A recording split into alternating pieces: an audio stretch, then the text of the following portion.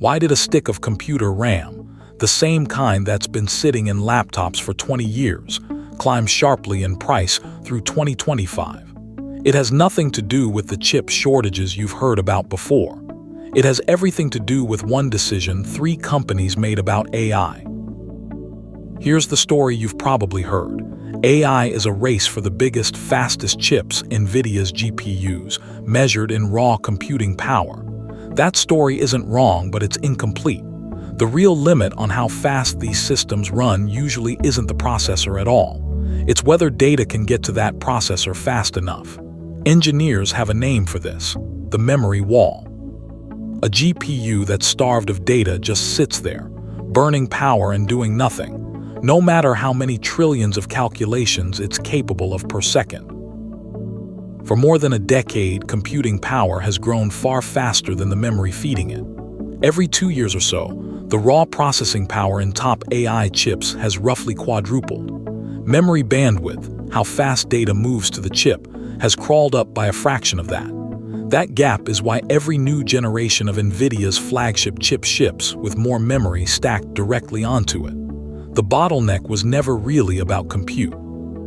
It's about getting data to the compute in time, which is why memory, not raw flops, has quietly become the more interesting story to watch. That memory sitting next to the processor has a name: high bandwidth memory, or HBM. Picture 8, 10, even 12 memory chips stacked vertically, layer upon layer, wired directly into the same package as the processor itself. It's expensive, difficult to manufacture, and there's no substitute for it in a modern AI server. And here's the thing almost nobody mentions: NVIDIA doesn't make it. NVIDIA designs the compute.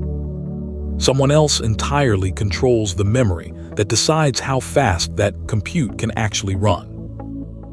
So who actually builds HBM? Not dozens of competitors, just 3 companies on the entire planet. SK Hynix became NVIDIA's primary supplier and has held roughly half the market or more. Samsung, the world's largest memory maker overall, spent much of 2024 struggling to pass NVIDIA's qualification tests for its HBM3E chips, a stumble that cost it real ground. And Micron, the smallest of the 3, told investors its HBM output was essentially sold out for all of 2025 before that year even started. That kind of alignment across 3 fierce competitors is rare, and it's a sign of how thin the safety margin in AI's supply chain really is. Break down the HBM market today, and it looks less like a competitive tech industry and more like an oligopoly.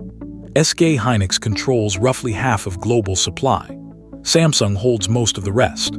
Micron trails behind both. 3 boardrooms in South Korea and Idaho are effectively setting the pace for every AI company on Earth. NVIDIA can design the fastest chip in the world, and it still has to get in line behind hyperscalers for a product only these 3 companies know how to build at scale. This is what a choke point looks like in practice. HBM has to pass exhaustive testing before NVIDIA will even certify it for the newest chips, a process that takes months and rejects supply that doesn't meet the bar.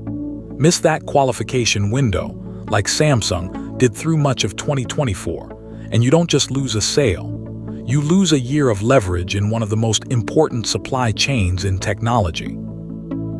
Micron's HBM being reported as sold out for the entirety of 2025, announced before the year even began, tells you how tight this market really was.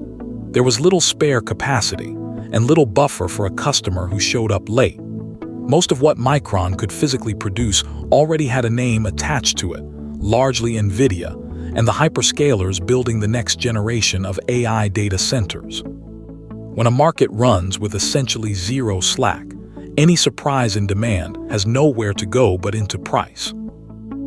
Before AI turned memory chips into the hottest supply chain story in tech, this industry was famous for something else entirely: brutal, repeated collapses. Kimanda, once one of the world's major memory makers, went bankrupt in 2009. Elpida followed in 2012, before Micron eventually absorbed what was left of it. Memory making has always been a boom-bust business, littered with companies that bet big on a boom and didn't survive the downturn that followed.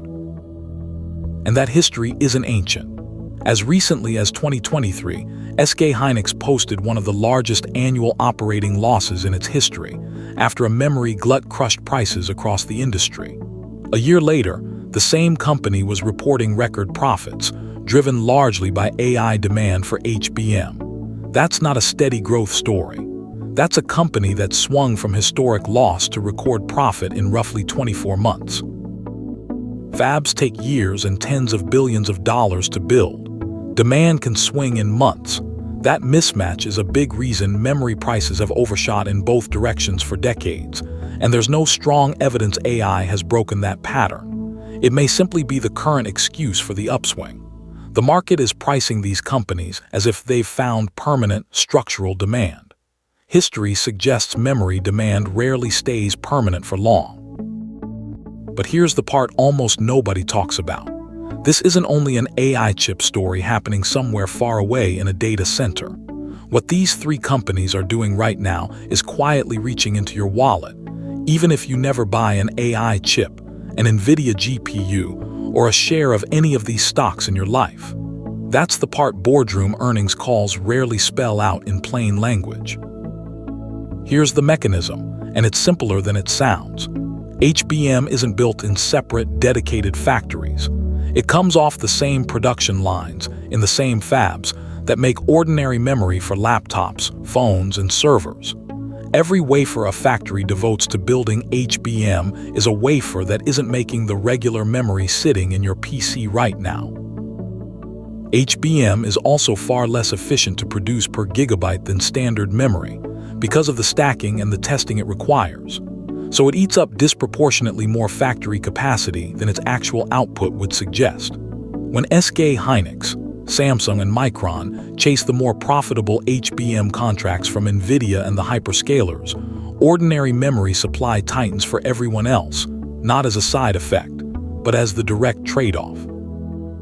Through 2025, industry trackers reported the tightest DRAM supply in years.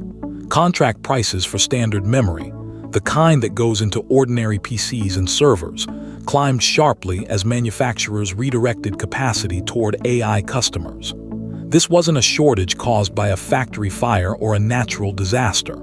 It was a redirection, decided in boardrooms, showing up months later on a price tag. PC makers and server builders felt it first. Through 2025, several publicly flagged rising memory costs as a factor squeezing their margins. The same story showing up in earnings calls from companies that have nothing to do with AI chips, just trying to build ordinary computers. That's a signal worth tracking beyond earnings season. Memory costs are becoming a hidden line item squeezing the whole PC industry, not just chip makers. So here's the loop closing. Micron reported its HBM sold out through 2025. SK Hynix and Samsung both expanded their HBM allocation. All three had a massive financial incentive to shift capacity away from the ordinary memory sitting in the laptop you might be watching this on. The result? Reported price increases on consumer DDR5 memory and server-grade DRAM through the year, tracked by industry analysts like TrendForce. This is a direct mechanical transmission, not some vague claim that AI is changing the economy.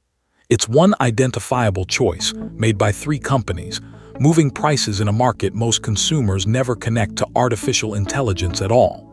Nobody voted on this. It isn't a Federal Reserve decision or a tariff announced in a press conference. It's a supply chain allocation choice made inside boardrooms in Korea and Idaho. Now, because this industry is structurally cyclical, the current boom is quietly planting the seeds of the next bust. SK Hynix, Samsung, and Micron have all committed tens of billions of dollars combined to new HBM and fab capacity, betting that AI demand holds steady for years. Micron alone received roughly $6 billion in CHIPS Act funding to expand its factories in the United States. That's a bet worth watching skeptically. It assumes the current pace of AI spending is permanent, not cyclical. Meanwhile, China's CXMT and other domestic memory makers are reportedly ramping up conventional DRAM output of their own, which could pressure prices even before they become serious HBM competitors. Every memory supercycle in modern history has been followed by an oversupply downturn once all that new capacity finally comes online, often landing right as demand growth starts to cool. If AI infrastructure spending merely slows its growth rate, not even shrinks, just grows more slowly than expected, the memory makers racing to add capacity right now could find themselves sitting on too much supply at the exact moment they need pricing power the most. Watch CapEx announcements from these three companies, not GPU launch events, for an early signal of where this cycle turns. So before you judge how unstoppable the AI build-out really is, watch what SK Hynix, Samsung, and Micron are saying about memory supply and capital spending. That's arguably a more revealing gauge of AI's real ceiling than any single GPU launch event. This is educational content, not investment advice, not a recommendation to buy, sell, or hold any stock. If this changed how you think about money, subscribe. There's a new breakdown every week.